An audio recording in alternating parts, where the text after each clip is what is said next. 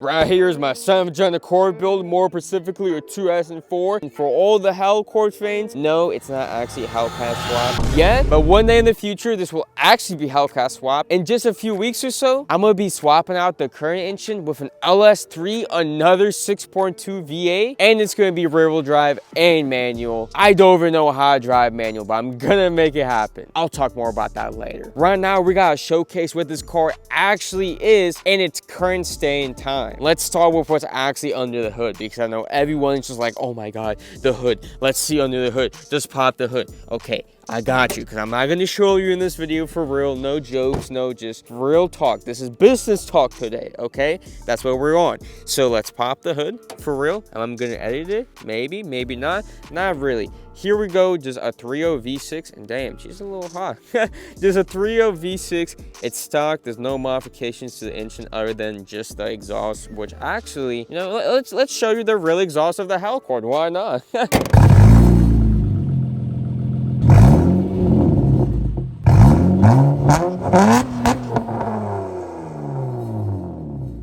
These exhaust tips right here, isn't even like full, I don't know if you can even see it, hold up. It's not even fully welded at the bottom, like it's not welded at all at the bottom, so like it's hitting the actual exhaust tip, and that's why it's causing that rattle sound. Now let's step inside of the Hellcord. Right here on the windows, it's 5% all around and 35% on the front windshield, and on this type of day, you're a little cloudy or whatnot, it's pretty spicy. I'm with it. See a little carbon fiber sticker that I put on for like $5 on all the door handles. As soon as you open the vehicle, you greet it to a pretty stock interior. There has been slightly modified with the inside underglow, as you can see.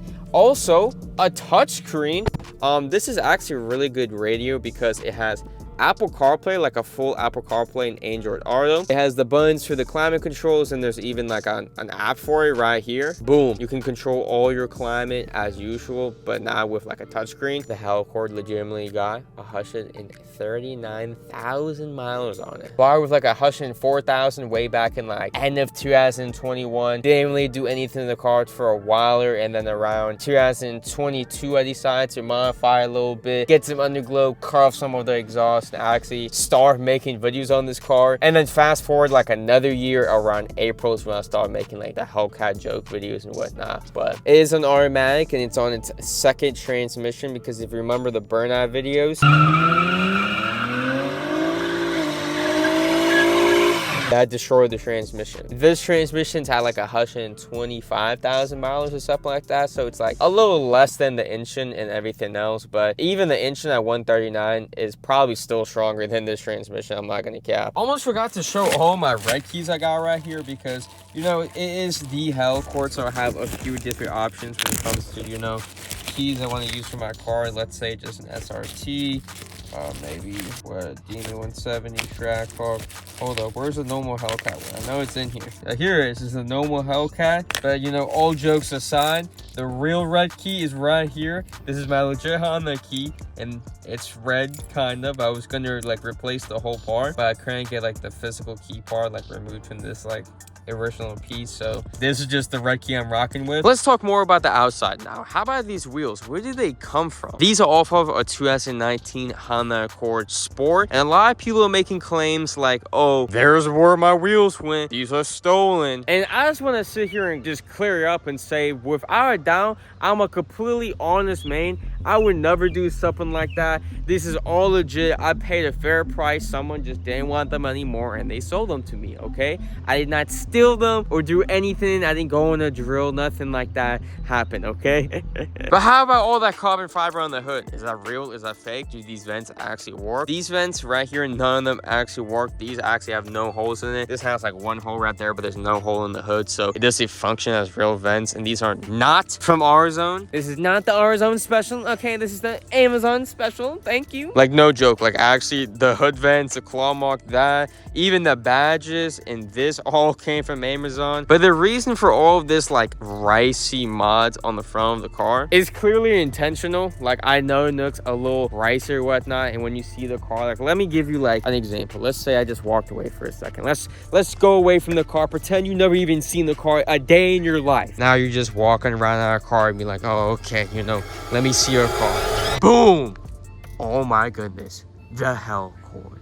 Well, if you know the Hellcord, then of course, you know, you have a reason to look at the car. But if you don't know the Hellcord, you'd be like, what the f is this? But hey, at least it's a little low. You know, it is on coilovers, as you can see. The rear, let me show you from the rear. Oh yeah, right there.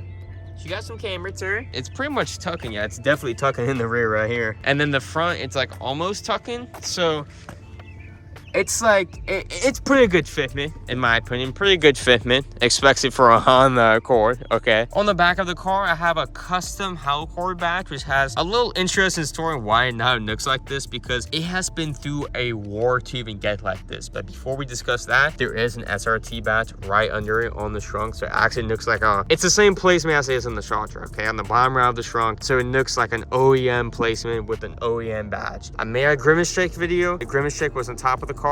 It like trickled down, and exactly where it trickled, it destroyed over time and just ate away at whatever material this is.